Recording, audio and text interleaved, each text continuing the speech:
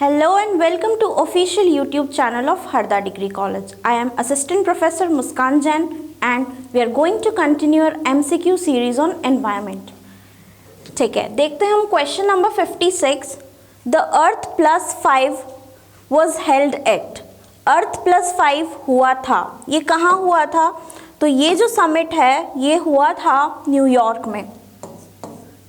ठीक है, फिर नेक्स्ट क्वेश्चन नंबर 57 देखते हैं. Human environment conference was held in.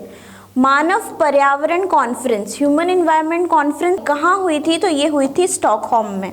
Then next question number 58 की बात करें तो स्टीपी ग्रासलैंड्स आर लोकेटेड इन. स्टीपी जो ग्रासलैंड्स हैं वो कहाँ पर स्थित हैं? तो ये स्थित हैं Europe and north Asia. Grasslands के बारे में मैंने आपको यही कहा था कि ग्रासलैंड्स का एक पूरा चार्ट है, उसको आप एक बार स्टडी कर लें तो आपको पूरा क्लियर हो जाएगा कि कौन सा ग्रासलैंड कहाँ है और ये आपको याद करना पड़ेगा. कभी कभी कंट्री का नाम भी आ जाता है पर्टिकुलर और उसके ग्रासलैंड के बारे में पूछ लिया जाता है, या फिर ग्रासलैंड का नाम जैसे इस क्वेश्चन में है और इसमें हमें कंट्री का नाम बताना है. Then question number 59, Chipko movement started in. Chipko आंदोलन जो था वो कब शुरू किया गया था? तो वो शुरू किया गया था 1975 में. Then next question, national fossil park. National fossil park कहाँ स्थित है? तो ये जो है वो डिंडोरी में स्थित है. देन क्वेश्चन नंबर 61 की बात करें, काय and lichen are found in. काय और लाइकेन पाए जाते हैं.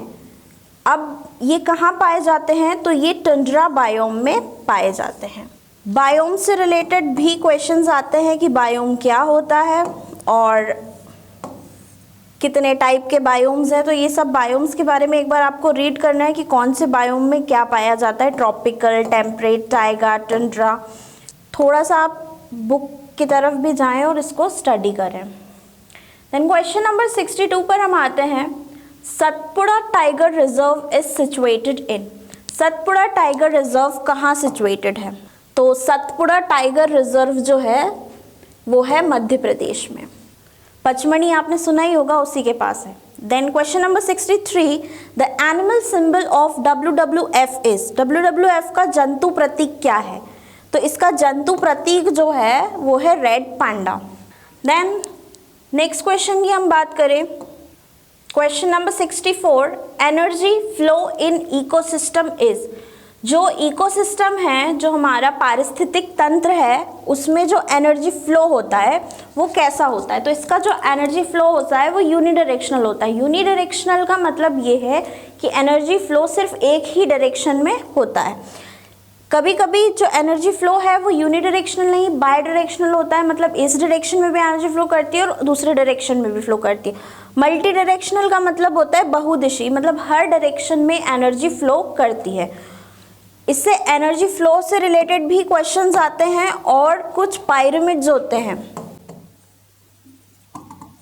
उन पायरामिड से रिलेटेड भी क्वेश्चन आते हैं कि वो पायरामिड स्ट्रेट है या इन्वर्टेड है, कौन सा पायरामिड कैसा होता है. तो इस एनर्जी फ्लो इन इकोसिस्टम वाले टॉपिक को भी आपको प्रिपेयर करना है. इंपॉर्टेंट टॉपिक है ये. Pyramids of energy, pyramids of biomass, इस तरीके से जो पायरामिड्स हैं उनकी स्टडी भी आपको करनी है. देन क्वेश्चन नंबर 65 की हम बात करें, indicators of air pollution are. जो एयर पोल्यूशन होता है या वायु प्रदूषण होता है उसके इंडिकेटर्स कौन हैं? तो यहाँ पर लिखा हुआ है ब्रायोफाइट्स, टेरिडोफाइट्स, एल्गी और लाइकिन. तो आपको पता होगा शायद, ब्रायोफाइट्स मतलब एम्फिबियंस ऑफ प्लांट किंगडम होते हैं, टेरिडोफाइट्स भी प्लांट्स होते हैं, एंड लाइकेंस जो है वो connecting link between algae and fungi है. और अगर हम एल्गी की बात करें तो एल्गी जो है वो शैवाल होती है. कहीं ना कहीं आपको पानी में ग्रीन कलर की जो दिखाई देती है वो एल्गी ही होती है. तो जो एयर पोल्यूशन का इंडिकेटर है या सूचक होता है तो वो होता है लाइकेन. देन क्वेश्चन नंबर 66 की हम बात करें, grasslands occupy dash of total geographical land in India. Bharat में घास के मैदान कुल भूमि क्षेत्र का डैश प्रतिशत भाग है. तो जितने भी घास के मैदान हैं वो भारत भूमि का 24% जो है वो भाग है. देन अगला क्वेश्चन हम देख लेते हैं, question number 67, major cause of pollution is, प्रदूषण का एक कारण है। इन सब में से प्रदूषण का कारण कौन है? पौधे?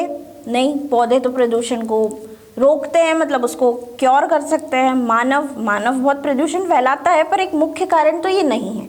फंजाई भी नहीं है, ये यूजुअली जो माइक्रो ऑर्गेनिजम्स होते हैं उसमें आता है। हाँ, हाइड्रोकार्बन्स जो हैं वो एक मुख्य कारण है, क्योंकि ये क्या कर रहे हैं, इन्वायरमेंट को पॉल्यूट कर रहे हैं।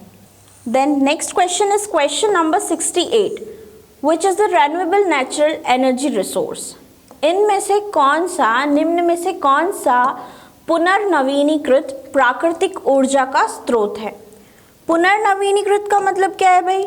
इसका ये मतलब है कि आप उसको रिन्यू कर सकते हैं या रिन्यूएबल होता है। हमने पढ़े है वीडियो में कि रिन्यूएबल रिसोर्सेज क्या होते हैं और नॉन रिन्यूएबल क्या होते हैं। तो पहला जो लिखा हुआ है वो है कोल, पेट्रोलियम, कैरोसिन और बायोमास। इसका आंसर है बायोमास। और बाकी ये सब जो हैं ये हमको ज़मीन से प्राप्त होते हैं, अर्थ से प्राप्त होते हैं, और ये सब कैसे हैं? Non renewable. और इस नॉन रिन्यूएबल को हम कन्वेंशनल सोर्सेज ऑफ एनर्जी भी कहते हैं, कन्वेंशनल सोर्सेज ऑफ एनर्जी। और जो रिन्यूएबल है हमारे, तो हम ध्यान रखें कि रिन्यूएबल को हम नॉन कन्वेंशनल भी कहते हैं, क्योंकि इनको हम रिन्यू कर सकते हैं, non conventional sources of energy. ठीक है। देन नेक्स्ट अगर हम क्वेश्चन की बात करें, question number 69, phytoplanktons are found in abundance in. जो फाइटोप्लैंक्टन्स होते हैं वो अधिक मात्रा में पाए जाते हैं। नेक्टन्स, प्लैंक्टन्स, बेंथोस या ऑल ऑफ द अबव। तो फाइटोप्लैंक्टन्स प्लैंक्टन से रिलेटेड है, और ये जो है ये यूजुअली जो फाइटोप्लैंक्टन्स हैं, या हम इनको प्लैंक्टन्स बोल लें, ये यूजुअली जो होते हैं ये वाटर बॉडीज़ में पाए जाते हैं। ये क्वेश्चन थोड़ा सा गड़बड़ सा लग रहा है।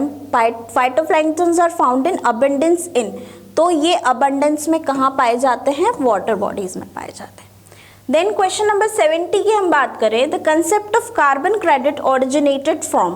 कार्बन क्रेडिट, एक धारणा ली गई थी कार्बन क्रेडिट की, वो कहाँ से उत्पन्न हुई थी, कहाँ इसका डिस्कशन सबसे पहले हुआ था? तो इसका डिस्कशन हुआ था क्योटो प्रोटोकॉल्स में। देन थोड़ा सा मैं आपको ध्यान दिलाना चाहूँगी कि जो क्योटो प्रोटोकॉल है, अर्थ समिट है, मॉनेट्रल प्रोटोकॉल है, G8 समिट है, इन सब से रिलेटेड कोई सा भी क्वेश्चन आ सकता है। कौन से समिट में कौन सी कंट्रियाँ शामिल थी वो आ सकता है। तो थोड़ा सा करंट अफेयर्स से रिलेटेड भी आप पढ़ लें, जो कि एनवायरनमेंट से एसोसिएटेड है, इससे रिलेटेड क्वेश्चन ज़रूर आते हैं। देन क्वेश्चन नंबर 71 की बात करें, which one of the following cause harm to human health. निम्न में से कौन सा मानव स्वास्थ्य के लिए नुकसान का कारण है? पहला, ऑर्गेनिक फार्मिंग या जैविक खेती। तो ये तो हो ही नहीं सकता है, जैविक खेती करेंगे मतलब हम नेचुरल खेती करेंगे, तो ये तो बहुत ज़्यादा यूज़फुल ही होगा ह्यूमन के लिए। देन अगर हम नेक्स्ट ऑप्शन की बात करें, यूज़ ऑफ पेस्टिसाइड्स, मतलब पेस्टिसाइड्स का उपयोग जिससे कि कीड़े मकोड़ों को मारा जाता है, इंसेक्ट को मारा जाता है, जो प्लांट को नुकसान पहुंचाते हैं उनको मारा जाता है। तो कहीं ना कहीं ये क्या करते हैं, जो मिट्टी होती है, जो हमारी सॉइल है, उसको भी नुकसान पहुंचाते हैं या हार्म करते हैं। तो ये जो है ये ह्यूमन हेल्थ के लिए बहुत ज़्यादा हज़ार्डस है।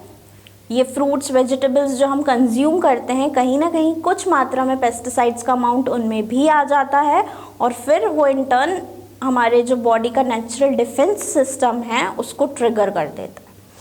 ठीक है। अगर हम नेक्स्ट क्वेश्चन की बात करें, main cause of soil pollution is, मिट्टी में मतलब मृदा प्रदूषण जो है उसका मुख्य कारण क्या है? तो मृदा प्रदूषण का जो मुख्य कारण है वो है एसिड रेन या अम्ल वर्षा। ये क्या करती है, सारे पार्टिकल्स को नीचे लेकर के आती है एटमॉस्फेयर से, और यूजुअली जहाँ पर इंडस्ट्री, रिफाइनरीज ये होती हैं, वहाँ पर जो रेन होती है वो यूजुअली रेन जो है वो एसिड रेन होती है, और वो नुकसान करती है, और सॉइल को सबसे ज़्यादा नुकसान करती है ये। उसके बाद ओजोन, आपको पता ही है कि ozone is a protective layer.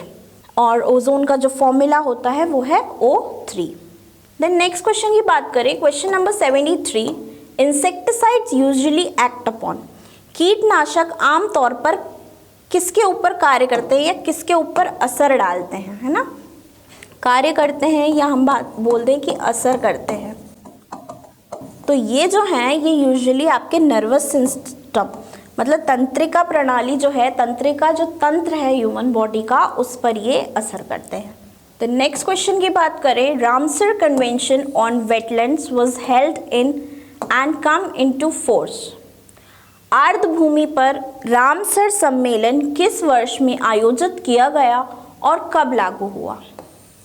तो ये जो सम्मेलन था ये लागू हुआ था ये जो हेल्ड हुआ था वो 1971 में हुआ था, और ये जो लागू हुआ था, कम इनटू फोर्स जो हुआ था वो 1975 में हुआ था। मतलब इस क्वेश्चन में आपके दो क्वेश्चन बन गए कि ये कब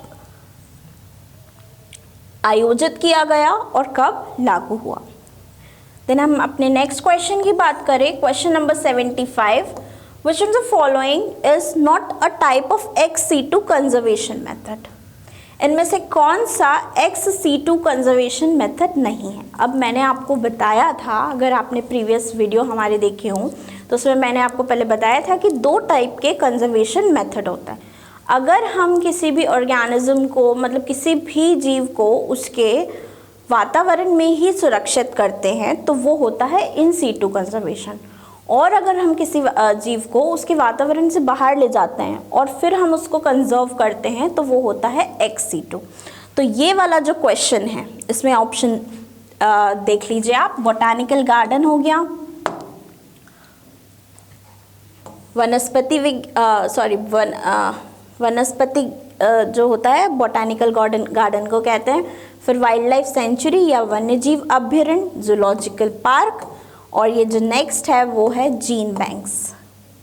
तो इनमें से कौन सा ऐसा मेथड है जहाँ पर हम एक्स सीटू संरक्षण का प्रकार नहीं है?